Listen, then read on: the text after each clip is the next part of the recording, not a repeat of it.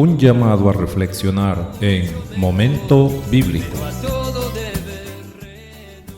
El tema de hoy se titula Ya no hay profetas en la Iglesia de Jesús. Para examinar este tema, me basaré en la carta a los Efesios en el capítulo 4 y los versículos del 11 al 13, y leo de la siguiente manera. Y él mismo constituyó a unos apóstoles, a otros profetas, a otros evangelistas, a otros pastores y maestros, a fin de perfeccionar a los santos para la obra del ministerio, para la edificación del cuerpo de Cristo, hasta que todos lleguemos a la unidad de la fe y del conocimiento del Hijo de Dios, a un varón perfecto, a la medida de la estatura de la plenitud de Cristo. Después de haber leído este texto bíblico, expondré algunas características de los profetas del Antiguo Testamento. No son las únicas características, pero sí las más comunes. Los profetas del Antiguo Testamento era un llamado de Dios para ciertos hombres que lo ejercían por varios años. Dios comunicaba un mensaje a Israel a través del profeta y se cumplía la profecía. Los profetas no profetizaban en el templo ni a petición de personas. Los profetas no cobraban honorario por profetizar. Usualmente vivían fuera de las grandes ciudades. No enseñaban la ley, puesto que era un trabajo de los sacerdotes. Estas son algunas de las características de los profetas que están en el Antiguo Testamento. Durante la época apostólica, habían algunas personas que profetizaban por tiempos cortos, es decir, que no era un llamado o ministerio de largo tiempo. En el libro de los Hechos, en el capítulo 21 y los versículos 10 al 11, narra el evento cuando un hombre de la iglesia de Jesús le profetizó a Pablo. Le dijo que sería capturado en Jerusalén, lo cual se cumplió. De igual manera, había ocasiones en las que se hacían profecías que se cumplían en corto plazo. Después de la época apostólica, ya no hubo profecías porque la Iglesia Católica tomó el control de la religión cristiana y se hacía lo que dictaba el Papa. Él se decía que era infalible. La Iglesia Católica tuvo casi absoluto control de la gente hasta el siglo XIX. Después surgieron grupos religiosos como los pentecostales y otros que iniciaron la enseñanza de las profecías. Voy a comparar las características de los profetas modernos que existen en el cristianismo para que se observen las diferencias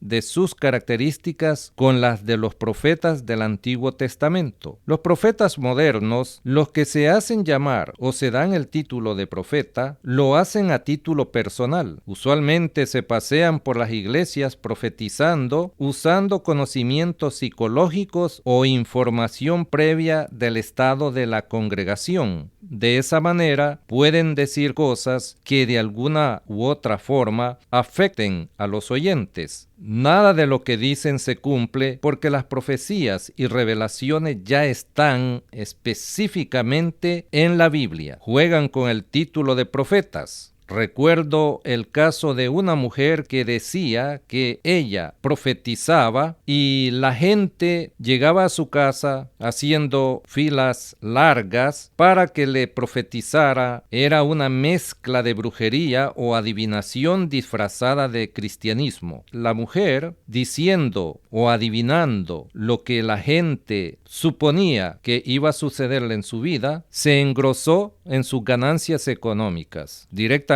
ella no pedía dinero, pero sí sugería que a la salida de su casa o a un lado de la puerta voluntariamente depositaran una cantidad de dinero en una canasta que había colocado, de tal manera de que todo mundo, cuando ya le había profetizado, depositaba una cantidad de dinero. Era un negocio redondo para la mujer, que usaba el disfraz de cristianismo con adivinación. Siempre hay búsqueda de dinero por parte de los profetas modernos. En el cristianismo hay muchas cosas que no las tienen claras, pero exigir diezmo sí lo tienen bien claro, aunque no hay citas bíblicas en las que Jesús ordenó exigir diezmo en su iglesia. Incluso a los templos cristianos les ponen nombre de la profecía. Es una especie de juego o manipulación que hacen con el título de profetas. Después de haber observado algunas características de los profetas llamados por Dios en el Antiguo Testamento y los profetas modernos del cristianismo, analicemos el texto bíblico que leí al principio del tema. El apóstol Pablo es claro cuando dice que todos los cargos o ministerios terminarían cuando todos en la iglesia de Jesús estuvieran preparados para la obra de Cristo. Enfatiza en las palabras a fin de